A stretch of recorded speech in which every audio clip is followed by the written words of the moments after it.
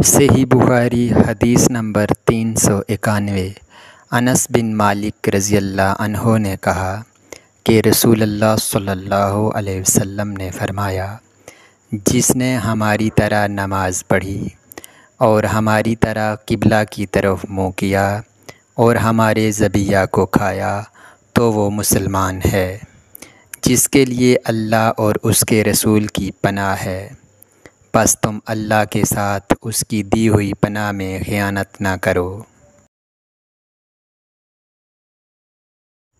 صحیح بخاری حدیث نمبر 392۔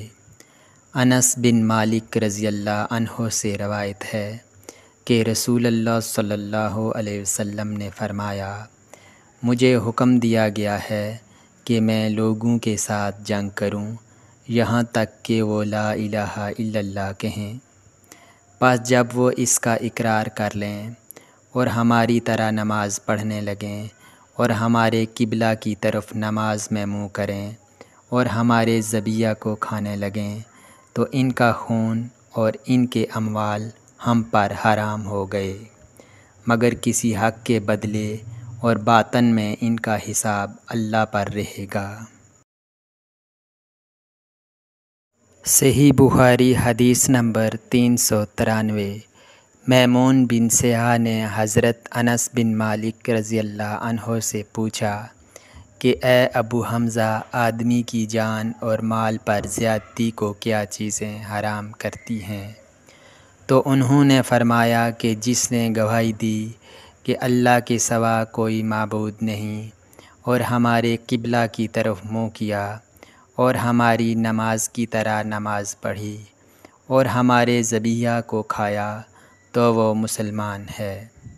پھر اس کے وہی حقوق ہیں جو عام مسلمانوں کے ہیں، اور اس کی وہی ذمہ داریاں ہیں جو عام مسلمانوں پر ہیں۔ اور ابن ابی مریم نے کہا، ہمیں یحییٰ بن ایوب نے خبر دی، انہوں نے کہا ہم سے حمید نے حدیث بیان کی، انہوں نے کہا ہم نے انس بن مالک رضی اللہ عنہ نے نبی کریم صلی اللہ علیہ وسلم سے نقل کر کے حدیث بیان کی۔ صحیح بخاری حدیث نمبر 394۔ ابو ایوب انصاری رضی اللہ عنہ سے روایت ہے کہ رسول اللہ صلی اللہ علیہ وسلم نے فرمایا، جب تم قضائے حاجت کے لیے جاؤ تو اس وقت نہ قبلہ کی طرف منہ کرو اور نہ پیٹھ کرو، بلکہ مشرق یا مغرب کی طرف اس وقت اپنا منہ کر لیا کرو۔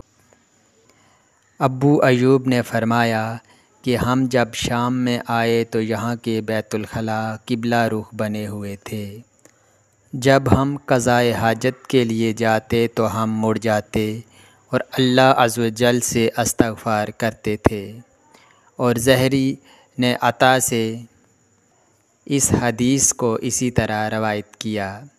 اس میں یوں ہے کہ عطا نے کہا، میں نے ابو ایوب سے سنا، انہوں نے اسی طرح نبی کریم صلی اللہ علیہ وسلم سے سنا۔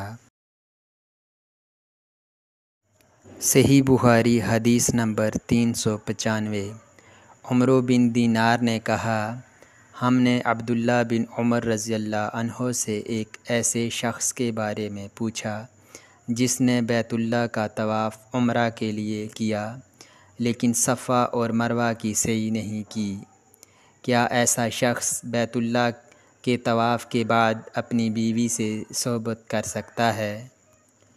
آپ نے جواب دیا کہ نبی کریم صلی اللہ علیہ وسلم تشریف لائے، آپ نے 7 مرتبہ بیت اللہ کا طواف کیا اور مقام ابراہیم کے پاس 2 رکعت نماز پڑھی، پھر صفا اور مروہ کی سعی کی، اور تمہارے لیے نبی کریم صلی اللہ علیہ وسلم کی زندگی بہترین نمونہ ہے۔